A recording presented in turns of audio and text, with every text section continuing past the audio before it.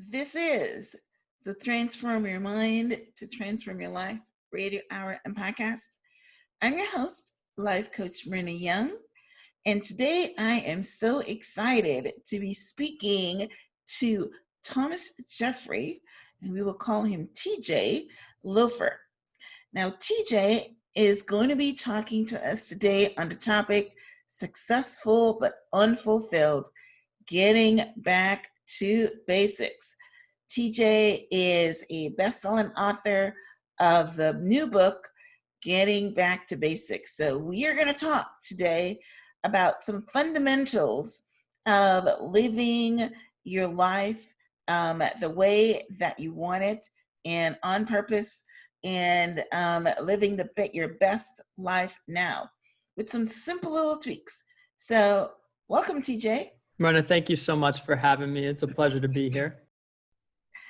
Awesome. I'm going to enjoy our conversation like I do every single time, but I also love talking to coaches.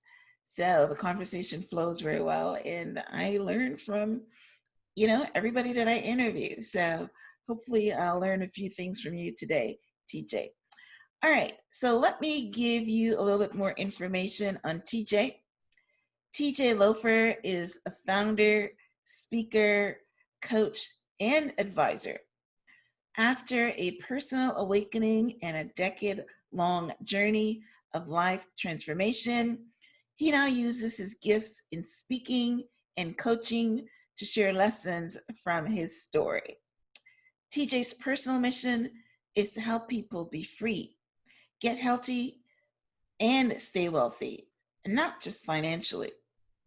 He doesn't shy away from the fact that Jesus has been at the center of his life transformation, but his message is shared in a way that everyone can receive.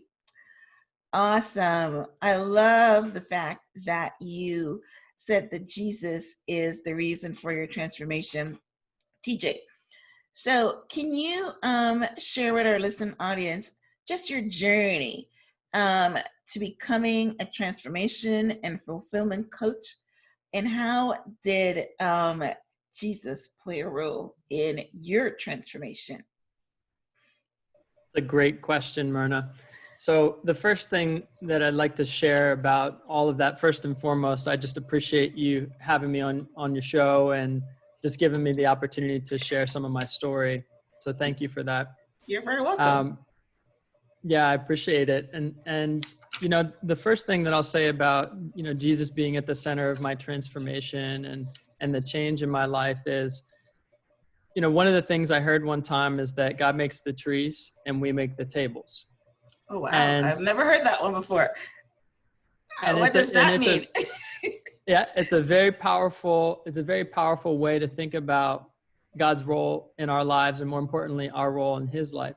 And what I mean by that is he provides, and it's up to us to meet our potential. So if he has the promise, we have the potential.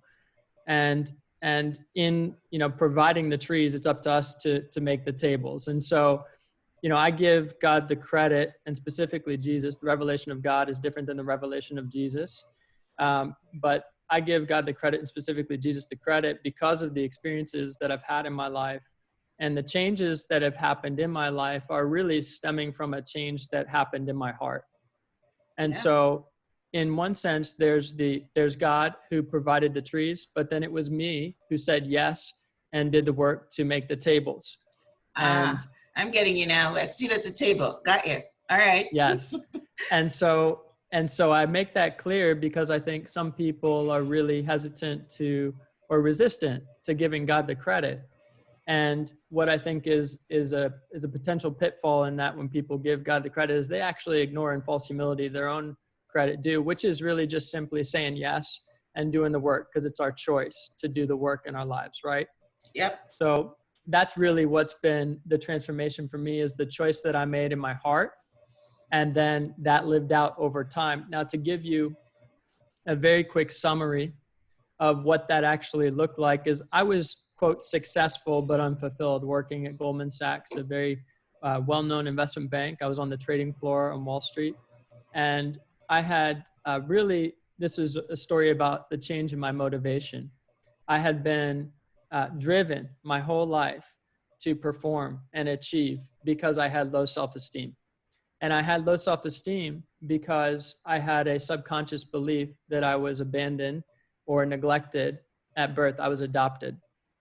And Wow. so that's a deep, deep, deep. We went level That's 1 to real. level 7. That's real. That's real. Listen, I'm a foster mom, and I should say I'm an adoptive mom, and I know exactly what you're talking about. I know exactly what you're talking about. Wow. Mm. Yeah. Well, we have a deeper connection right there, just right Yeah. now, right? Just by me sharing a piece of my story. Yeah. Yeah. We have a deeper connection. And that's what I started to realize, is that I had been so prideful with my own story because I thought people needed to earn the story from me. And as a result, I had never really come to the place where I had accepted my own story because I had never really gone through the process of healing. And a lot of these things started coming to the surface during my awakening, is what I call it, right? During my mid-20s. And there's a lot of things biologically happening. The prefrontal cortex of your brain is developing. You're starting to understand risk and consequence, and all of these other things are happening. But the other side is there was an emotional awakening and more importantly, a spiritual awakening. And I believe it was God's grace or his space that he left for me to really get to know him on a personal relationship, right? Because we get to know God in a personal relationship. It's not religion. It's a relationship. Yeah. And, Yeah. I agree. and right. And so I got to know him. And as I got to know him more, I got to understand who I was. And in that journey, I came to peace with recognizing that I could let go of control of my life, that I didn't need to perform to exhibit my value, that my value is different than my competency, like what I did for work and who I was in my identity as a professional. And that's really what allowed me to turn down a promotion, to take the next step into the unknown, in which then I went through a lot of adversity over the next year from 2015 to 2016. Started different business ideas, launched a shoe product shortly, almost bought a laundromat, moved out of New York back to New York. It looks like had you a were number of things searching. happen. You were searching, or seeking is the proper better word. Right. That's okay. right. Right. That's right. And you know what was interesting is I was seeking for something in my identity professionally that I would never be able to find professionally. Yeah. Right. And so I came to that realization when I was broke. I lost over $100,000 by the next year, which is a lot of money for me. You know, some people, that's a lot of money for everybody. Some people, it's nothing. Yes. Right. Right. That it's was, a lot of money. I didn't come from money like that. Right. And I worked hard to save that money. Wow. Right. Yeah. And I lost over $100,000 being irresponsible, trading Bank of America call options in the market. I had really avoided certain things in my life, and my dad was diagnosed with stage 4 cancer as I came to this turning point a year after I had left Wall Street. And that's really when everything hit me in terms of the understanding who you are.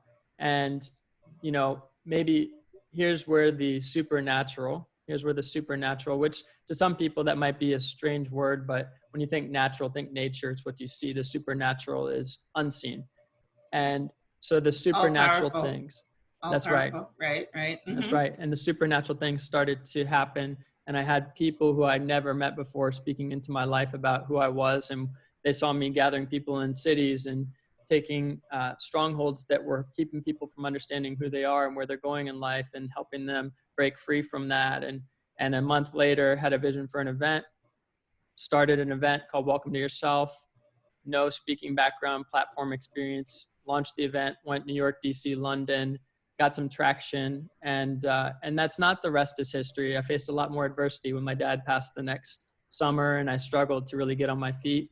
But I did find a lot of traction quickly, and coaching became something that I started to accept. And we've just been growing organically the last several years as I've been growing personally. Well, that's awesome. So what's the name of your company now? Loeffler International. That's awesome. Wow, that was a very detailed explanation. And I love the fact that that you can help your clients to move to the next level. That's awesome. All right. So why do you think that some overachievers are still unfulfilled? In my coaching experience, I found that there was a lot of overachievers that, they're making money, they're, maybe successful in their marriage, they've got a couple of boxes that they can check, but still they're feeling this emptiness inside and they're unfulfilled. And of course, we're looking at the overachievers because we can understand if somebody is broke, or they're not in a they're in a relationship that's not giving them any joy, then they would feel that emptiness inside. But we want to talk here or transition to speaking about people who we would think have it all, but they still feel unfulfilled and they feel that emptiness inside.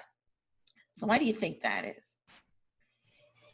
It's a great question, and I'm going to make this super practical, and it does relate to Back to Basics, the book that is coming out this summer, and really the foundation to fulfillment. But ultimately, people in a holistic sense, okay, very practical. People want income, they want impact, and they want freedom. They want income, they want impact, and they want freedom.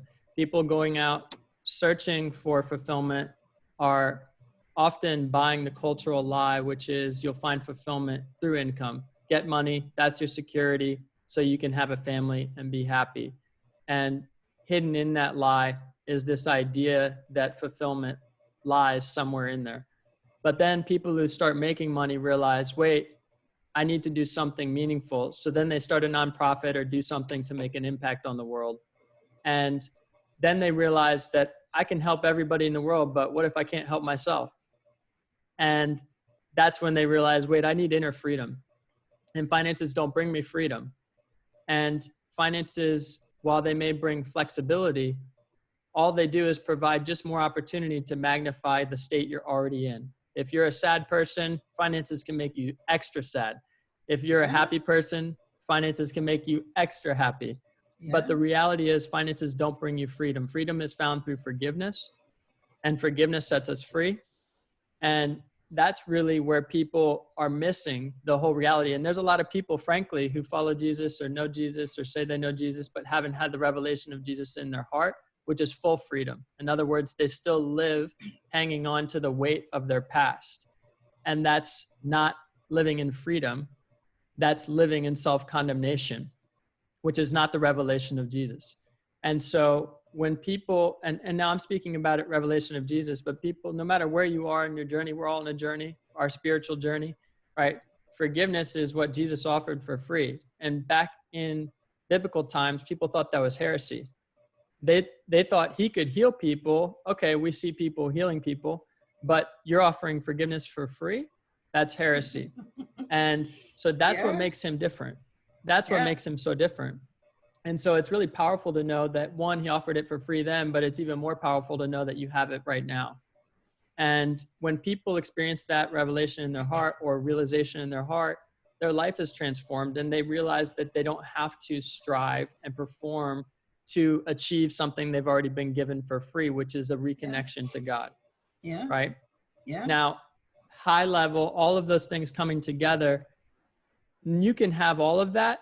There are a lot of really spiritual people who are totally functionally unhealthy. And so underneath all of that, if you were to put income, impact, and freedom on a page, you'd have to draw a big circle around it, and you'd have to write health, because people can be spiritually free. They can have money, they can be making an impact, but if they're not healthy, well, guess how long you're going to be doing that. Yeah. So you talk about a lot of things that I want to circle back to there. One of the most poignant is what you said about people think that income equals fulfillment. And that is such a lie. And it's really sad to see the people that's gone after, like the stars, that has millions of dollars and all the fans or whatever, that they realize that it doesn't make them happy. Well, just the only thing I would add, I mean, 100% same page. The only thing I would add is when you think about money and happiness, right? The gift is with the giver. And so generosity is one of the tools Yeah. of greater Yeah. joy, but generosity can also be an outpouring of guilt. And so if you don't have gratitude in your heart and you feel guilty for a privilege that you've had in your life, opportunity, then you could be the type of person who's giving money away out of guilt, feeling guilty. And that's not joyful giving. That's not a joyful heart, right? But if you have gratitude for the things that you've received that you didn't earn, God's not against effort, but he is against earning in many regards, because he wants you to see how good he is, right? And he wants you to know how good he is, not just see, but know in your heart. That's really where I think money can, just as an added point, I think that's where money can magnify your joy in life, because you do have a tool and gift and ability to spread that. Yeah, and actually that's why he blesses you, so that you can give to the poor and the needy and give joyously. That's true. Great. That is awesome. In your book, Back to Basics, you talk about the idea of having the right foundation for fulfillment. What is that foundation? Can you share with our listeners? I know the Bible talks about, the foundation, don't build your house on sand, build your house on a solid foundation. So I'm almost sure that since you, a follower of Christ, that maybe some of your foundation principles probably mirror that. But can you explain? Yeah, that's at the core of Back to Basics, and at the core of this idea of the foundation to fulfillment is really the idea we were talking about around health being the foundation layer. Because people, and I've experienced this in my own life, and I've gone through a health transformation myself. You can't end burnout, 10 years of poor choices, lifestyle choices in 24 hours. And people want to have conversation with us, with our team, talking about finding out what truly makes them happy, maybe how to overcome indecision, paralysis from analysis, anxiety, maybe how to find purpose and understand who they are. And, the reality is there are functional changes you need to make in your life, not just the mindset shifts, which are core, because we are like you, where, your philosophy, transform your mind to transform your life. Yeah. We believe that mindset comes before strategy or tactics. And that's how you make sustainable change. However, if you're waking up, and I was on the phone with somebody the other day, and they were waking up, and I said, just simply, it was a clarity call, an introductory call. And I said, just simply, they had faced a lot of difficulty all of a sudden in their life. Their father was in hospice for 1.5 years. They had, children. They had a job situation kind of get upended. There's just a lot of things going on. And I said, well, what's the first thing you do when you get up in the morning? And they said, I put on my clothes and I go to work. And I said, no, like walk me through what you do. And they were like, that's what I do. Brush my teeth, right? And I said, wait, hold on. So do you eat or drink or hygiene, any of this? And this is a high performer. And they said, no, I go to work. And so I said, oh, okay. So when's the first time you're eating? They said, well, I don't like breakfast. So I eat, when I get to work, probably around lunchtime. I said, what about drinking anything? They were like, no, not till around lunchtime. And this is the type of person who's never had an issue with their body, right? And how they visually look. But here's the key. When you're facing all of those different pressures in your life and you're not taking care of your body, I don't care how you look visually.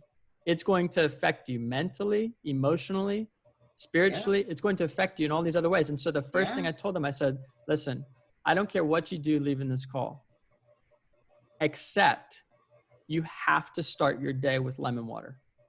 You have to.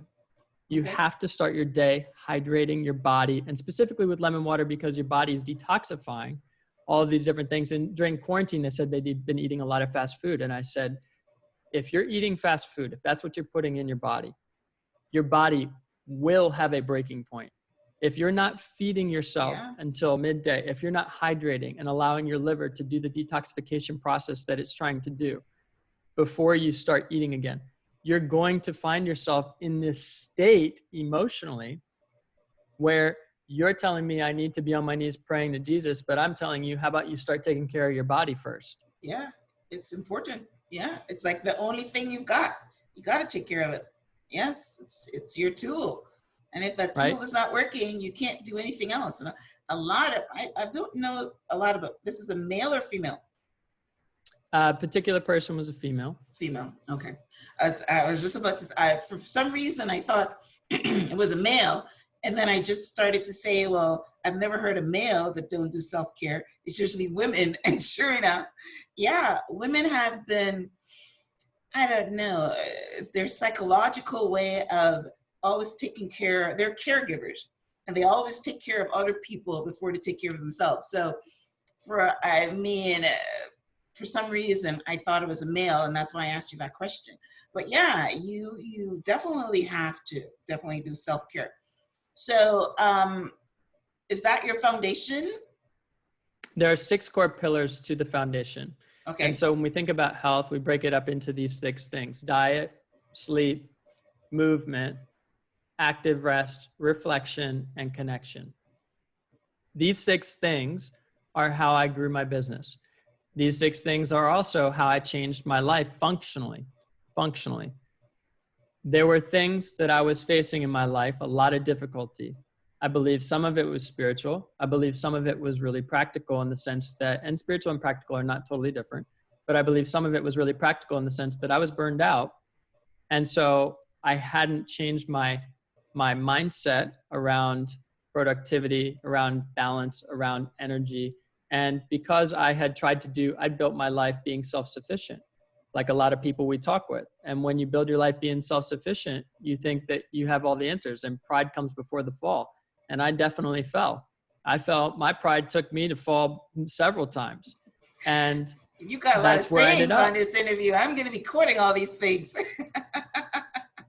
It's another quotable thing. Okay, go ahead. Mm-hmm. Please retweet that. Pride comes before the fall. It's the main message in the Bible, in the first part of the Bible. It's like, this is really about us understanding that we come to our own end and we have to choose what to do then. And, for example, if God makes the trees and we make the tables, the table, hey, God made the tree, the body, right? For me, he made this thing, and I'm a spiritual being in this body. Oh my gosh. But that body is not separate from me. I'm a part of this. I'm in a full agreement with my body. And people who are experiencing where their body attacks itself, you might not be in full agreement with the body you've been given. In other words, there are people who have rejected their own body mentally, spiritually, in whatever capacity you want to talk about it. Habits-wise, that's reflected in their lifestyle choices. And guess what happens? Your body rejects you. Yeah. And so we have to recognize this before it's too late. And unfortunately, for a lot of people like myself, what happens is we start to realize it when it's too late, because our body keeps the score, we're losing, and our body is telling us. And so we have to look at ourselves and say, wow, okay, I've neglected nutrition in my life. In other words, I have to start thinking about not diet, but my relationship with food and how my body processes the food. And if I don't have active rest in my life, then I'm in constant sympathetic tone or fight or flight or freeze state. And my body diverts all the blood away from my digestive system. And now I can't process the kale and salmon that I'm eating all the time. And I think I'm healthy, but the reality is I'm in a constant state of chronic stress or anxiety. And so my body doesn't process the nutrition I need. And so unless we have these 6 things working together, and not to overwhelm us, right? Start with one of the 6, but unless we have these 6 things working together, we don't have our priorities aligned with what's going to help us stay healthy. And that's really the premise of the book, is if you want to live a fulfilled life, okay, I'm going to teach you how to get more out of life by doing less than you think. That less just needs to be targeted.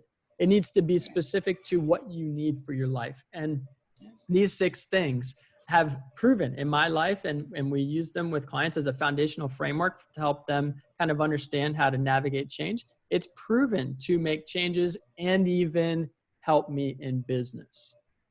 Yeah, because you're looking after your core and you're looking after you, the person, and it's your, mental and physical body all together. So I got 5 of them down because you said them too fast. You said diet, sleep, movement, action, connection. Which one am I missing? Yeah, that's good. Diet, sleep, movement. Here's the 4th one that's really key that a lot of people miss. Active rest. Okay. Then reflection. Right. Reflection's number 5. Okay. And connection's number 6. I'm glad you asked because that means somebody else listening might have missed it. Now, if I were to emphasize one, Myrna, it would be active rest. Now, why would I say active rest? Meditation. Meditation's one thing. Now, here's the key with meditation. You can empty yourself, but are you filling yourself with the right things? Otherwise, you're just walking around with an empty bin. You got nothing left. Nothing to give. Right. Okay. Right? Well, that's the only active rest I know. So what other is there? There you go. That's why I want to emphasize it, because active rest is really about helping your body move from what we talked about earlier. It's known as sympathetic tone to what's called parasympathetic tone. And think of it like a light dimmer, not a light switch. In other words, you're not in fight, flight, or freeze state or rest and digest state. It's normally some kind of mix between the two. And what we want to do is imagine ourselves taking, let me give you a perfect example, our body, it's old wiring. And so our body reacts to a text message from somebody who triggers us the same as it would as if a tiger walked into our room. We think that we're under threat for our life. Right. And how many people using social media are aware of that? How many people walking about their day being triggered by trauma that happened in their life and not even knowing that they're being triggered by it? How many people are aware that they're in a chronic state of fight or flight, that their boss is putting the pressure on them and they're willingly accepting it because that's how they've taught their boss how to treat them? Yeah. How many people are aware of that? And so now when you're recognizing, wait, I'm shallow mouth breathing, doing this number, I'm not able to have a quiet mind, my palms are sweaty, my heart rate is elevated, I can't seem to calm down. These are kind of these symptoms, you could call it, of being in fight or flight state. Right. And we want to move you to rest and digest state through active rest. And simple example might be any sensory activity. So I'll give you 2 to make it super simple. In my life, the sensory activity, sensory meaning touching with your hands, okay? Right. And so engaging my brain with tangible things with my hands, making bread was something that God spoke to me, and it led me on a journey to go live in Italy for a month. Incredible sensory activity, totally brought a lot of healing to my body. Because why? Your body heals when it's in rest state. Right. So when you're thinking about what you can do to do active rest, another activity might be in something I've seen a lot of people doing recently, actually, which is crochet. Right. And so people are finding there's a lot of benefit to this, and I don't understand why. And it's because you're actually able to, and it's not necessarily a hobby, it's something that you're engaging with that allows you to down-regulate your body.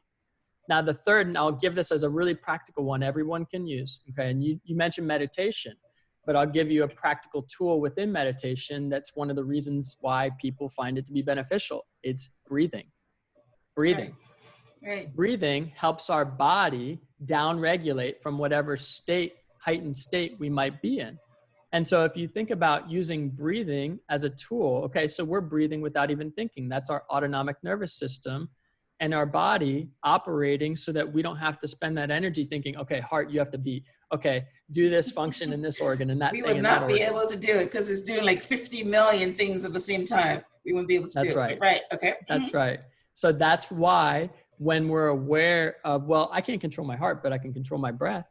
Right. And so when I start to engage with my breath and do nasal breathing, it's called diaphragmatic nasal breathing, you're actually able to down-regulate your body. Okay, you take a deep breath in, 4 counts, hold 4 counts, and exhale 4 counts, which I won't do on the mic because it'll be super loud. Right. That's how you can actually practically start changing your state that you're in. Just simple examples. Yeah. Well, those are good ones. And I'm glad you finished with one that someone else can do, because how many of us can bake bread and crochet? So I like that. But actually, I'm a meditator, and I do breathing meditations all the time. And in fact, anytime I want to go to sleep, I do the breathing 4 count because it knocks you out right away. And that's definitely how you can, get into the parasympathetic and stuff like that. So that's awesome. What I'm impressed with talking to you is your label is a transformational coach, but I love the fact that you are talking about nutrition. I mean, it's really foundational science, and it's beautiful because, a transformational coach can come to you and say, hey, you know what? This is where you are right now, and you want to be, you give a goal or something of where you want to be, but and I love your back to basics. It's absolutely phenomenal because, and you understand it too. Like, I mean, I'm in this space and I know when somebody is talking truth and foundation, and all the things you're talking about are things that that I know that someone can actually use to become better themselves. And when they become better themselves, then everything else exterior. You got to fix your interior first before you can go and do an exterior thing. So it's absolutely amazing. I mean, diet, your nutrition, sleep, that's where your body repairs itself. Movement, that is very important. I love the active rest, meditation, and reflection is a lot of things people don't really do it. And I don't always do it, but I know that, Deepak Chopra is one of the people that I admire and follow. And he always talks about, at the end of the day, you should reflect on what you've done and things like that, So that's definitely, and it's basic, a perfect book. So that's amazing. All right. So the question I have here is core pillars. Can you explain your core pillars system? Now, I know we just talked about the foundations and you listed some steps and some pillars, but is there more? Is there something else? Because I know your book mentioned the core pillars. So is it the same thing, or is it something else that we need to be looking at? So these are the core pillars themselves. Back to Basics is a collection of the 6 core pillars. And we really encourage everyone, if there's a 7th pillar, which we kind of have infused within each of them, but the 7th pillar of those 6 is really just fun, enjoyment.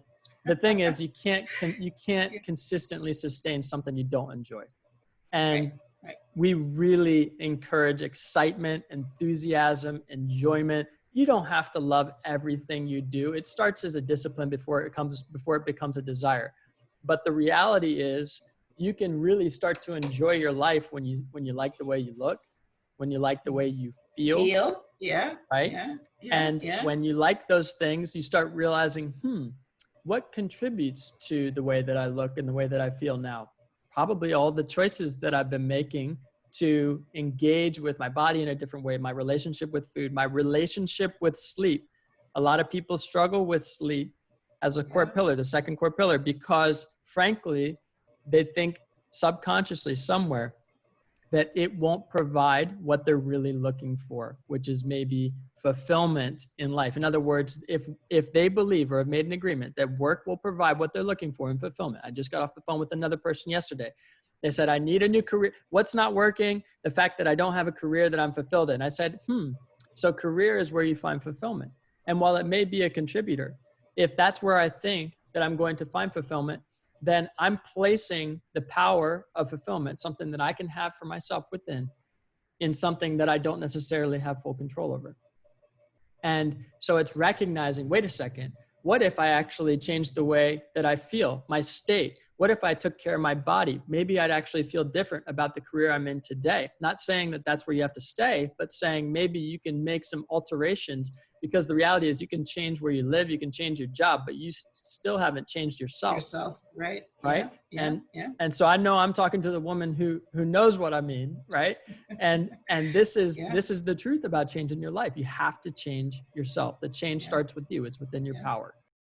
Awesome. Good information. I'm loving our conversation. Now, one of the questions I have here is, what's one of the first and most important things someone can do to begin changing their life right now?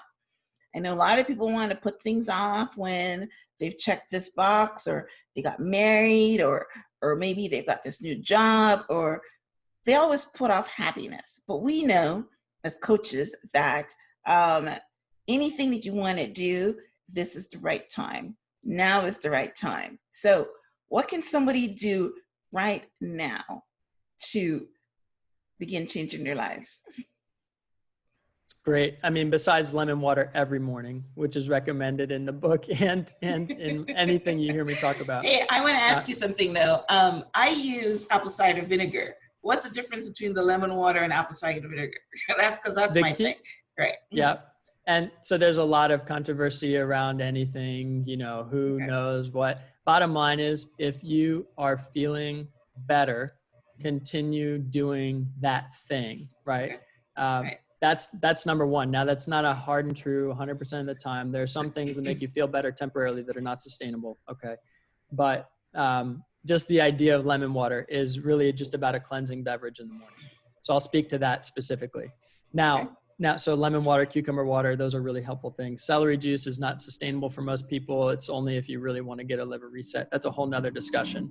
However, one thing as far as besides lemon water, a cleansing beverage in the morning, by the way, just water will do as a start, right? Just water is fine. But the key is, and you said this, and you said something to the effect of, only coaches can help and for people to find fulfillment within. And I think there's truth to that. And I think for me, what I found is coaches really accelerate a process. And the reality is, coaches, the good ones, I believe, are going to be able to hold a mirror up to you. And they're going to be able to help you see something differently, like you were describing. Now, in order to make practical change in your life, okay, I can hold a mirror up to you all I want. You could have a coach, you could have 5,000 coaches. But if you're not willing to let go and let God in, if you're not willing, if you're not giving permission, if you're still trying to hold on and have control over every area of your life, including your own perception, if you want to hold on to the pain of your past, if you want to hold on to the things that have happened to you that you are considering you being the victim of for the rest of your life, and you have no control over the change and how you perceive them and how you actually live, whether you keep your past as a platform or a prison, if you're not allowing yourself to let go of the things that you're holding on to that are no longer really helping you, then it's really going to be hard to make change. I don't care how many coaches you hire. And for me and a lot of people we work with, they're the type of people who don't hire coaches. They've done a lot in their life on their own. And you can do a lot of change in your life on your own. For me, frankly, my personal relationship and connection with Jesus, physical encounters I've had and all these different experiences, it happened not inside a physical church. It happened actually isolated, because that was the season of my life that I was in, and I was just going to God and asking the questions. But the thing is my heart was open. My heart was open. Yeah. And so unless you're open, I don't think change is really possible. I spend a lot of the book, and the book's not very long, by the way. I wrote the book on accident. It was supposed to be a guide, and then I wrote too much. And then I had to trim it down from there. But the point is, the first part of the book is really about helping people be open. If you're not open, if your mind's not open, heart's not open, and by the way, your mind is a reflection of your heart. If you're not open, then you're not going to be able to make the change. Even if you invite people, I have people that try and say, hey, we want to work with you and yada, yada, yada. And they're not willing to make the change, and that's okay. But we're not going to be able to help unless you're willing. So I think that's the starting point, no matter what. As we wrap up and close, I want to ask you, how can listeners connect with you and order a copy of your book? I know that you are doing pre-ordering right now on your website, corepillars.com. But share with our listeners how, if there's any more information on that, if you've got any kind of discounting for them, or anything else that you want to share to promote yourself. Yeah, well, I appreciate that, Myrna. Even just the invitation to, again, have me on. And yeah, people do want to connect.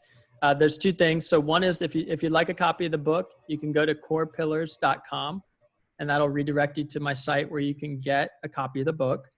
And second, if you want to connect with us, of course, you'll be on the website, and that's going to be one of the best places to connect with us. Just send us a message. We do have a boot camp. We do have health coaching, 2 different things. We do have VIP days and a number of other options for people if you're at a place in your life where you're really looking to make change. And that's really our prerequisite. We have a process of helping understand if it's a good fit on both sides. But the key is that we're looking for people who are resourceful, teachable, and ready for change now, not 6 months from now. So that's really our specialty. We're helping leaders make changes in their life, healing, changing, growing.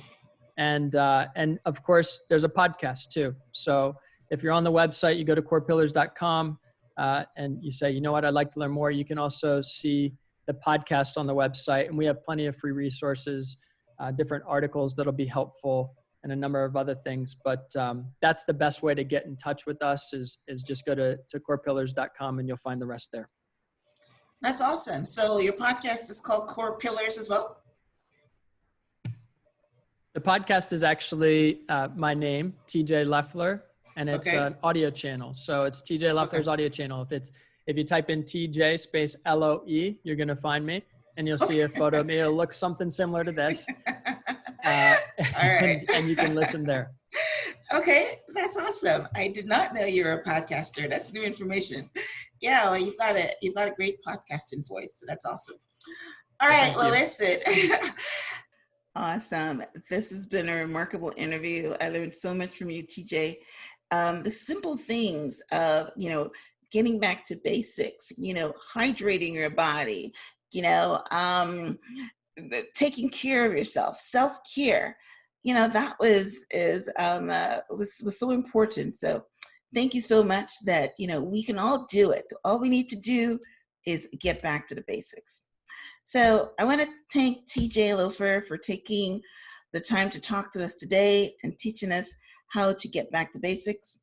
I want to thank you all for tuning in to the Transform Your Mind podcast and staying with us to the end. We are now recording live and on YouTube. Have some, a little bit of technical challenges as we go to video. But yeah, if you're watching this, if you're listening to this right now on the radio or on a podcast, head over to the Transform Your Mind podcast channel, and then you can see my conversation with TJ live. And of course, would love for you to subscribe. So subscribe to our new channel. If you have iTunes, would love for you to rate and review and subscribe to our iTunes channel. To get a transcript of my talk with TJ, you might have missed something, then all you need to do is head over to the show page, which is blog.myhelps.us. There you would find a transcript of my conversation with TJ, a link to his website so that you can order his book and any of his services. And also, you will find links there to the sponsors of this episode. And I do want to ask you to support the sponsors who support this show. And, also, finally, I want to invite you all to join my private Facebook group called Life Coach. On there, you can, on the group, we have inspirational messages from several coaches, daily, including myself. So in between this broadcast, you can also become inspired. TJ, any last words? It's a great question. And I always try and think about what my last words would be if I get the, what's your last piece of advice? What's your last thought? Do you have any last words? To be Yeah. honest with you, I think a lot of people in the world today, Myrna, in the state of the world, I can't not acknowledge what's going on in the world, whether it's the conversation around race, which is a really important one, whether it's a Yeah. conversation around COVID and, and how we navigate life today and in the future. The thing that I always come back to is that you can't go wrong with kindness. People have a number of different perspectives that we don't have. And I think and that goes for whether it's doctors, whether it's your friends who grew up in a different situation. We all have perspective. And I think back to the point you made earlier around being able to learn something from everyone. I think if people walk away from this episode understanding nothing else except that, becoming open, in your heart is not a bad thing. It actually brings a lot of truth and revelation. And if you can invite God into that place first and ask him first, if you haven't done that, and then view the world through that lens, I think we're all going to be in a better position. So I would just encourage everybody leaving, drink lemon water and open your heart to God. Ask him for the perspective that you don't have, whether it's about your own life or others. And I think we're all going to be in a better situation. Awesome. All right. Well, thanks again for staying with us till the end and tuning in to the Transform Your Mind to Transform Your Life podcast. Until next time, namaste.